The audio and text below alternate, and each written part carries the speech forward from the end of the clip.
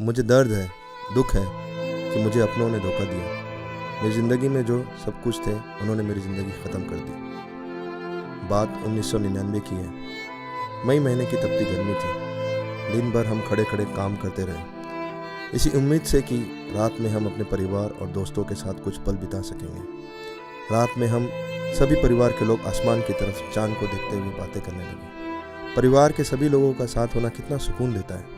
बच्चे भी हमारा साथ दे रहे थे। तभी अचानक मुझे कुछ आहटें सुनाई दी, जैसे कोई चल रहा हो। मैंने नज़रअंदाज किया।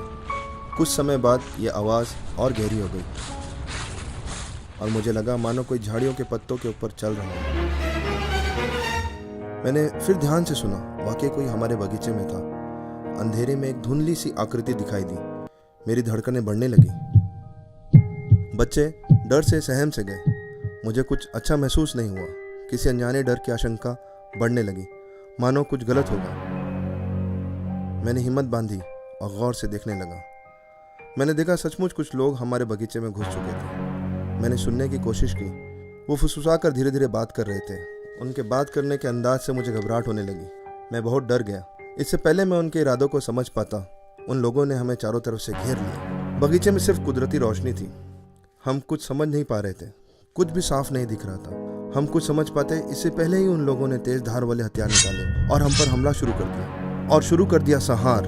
मेरे सामने मेरे दोस्तों और परिवार के सभी सदस्यों पर जानलेवा हमला कर दिया। चीख पुकार के बीच उन्होंने लगभग सभी के टुकड़े टुकड़े कर दिए। मेरी सांसें चल रही थी। कुछ बच्चे जिंदा थे, पर दरिंदों ने उन्हें भी नहीं बख्शा। उन पर बेदर्दी से वार करते गए। उन्होंने मेरे पूरे परिवार और दोस्तों की निर्मम हत्या कर दी। सभी मारे गए। चिड़ियों की चहचहाने की आवाज़ आने लगी। शायद सुबह होने वाली थी। मैं ज़मीन पर पड़ा था। जब जब आंखें खुली तो मुझे तब भी वो लोग कत्ल करते हुए ही दिखते। मैं फिर बेहोश हो जाता। मुझे थोड़ा होश आया। उस उजाले में मैंने हत्यारे को पहचानने की कोशिश की। वे अपने चेहरे कपड़ों से ढक रखे थे। जब वो मेरे करीब आए तो मैंने देखा मैं सन्न रह गया। मेरी आंख फटी की फटी रह गई। मुझे यकीन नहीं हुआ। बहुत बड़ा विश्वासघात हुआ मेरे साथ। मुझे बहुत दुख हुआ। अपने आखिरी वक्त पे मैं टूट चुका था। जिन्हें मैंने अपना माना उन्होंने ऐसा किया। वे लोग मेरे अपने थे। उन्होंने मुझे जीवन दिया था। मेरा हत्यारा एक इंसान था। जी हाँ, एक इंसान जिसे हमने अपनी आगोश में लेकर घने पत्तों की छांव में कुदरत का सुकून दिया।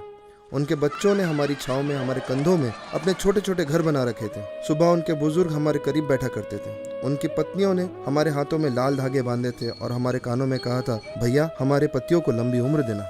वो सब जो मेरे अपने थे, जिन्होंने मुझसे अपनी खुशियाँ बांटी, उन्होंने मेरी खुशियाँ तबाह कर दी। मैंने अपने जीवन का ऐसा अंत नहीं सोचा था। हमारी नज़रों में आप सभी इंसान गुनहगार हैं। आपके पास अधिकार नहीं कि अपने स्वार्थ के लिए आप हमारी ज़िंदगी को ख़त्म करें। हमारी मौत के जिम्मेदार आप सभी हैं। आज वक्त है प्रायश्चित का।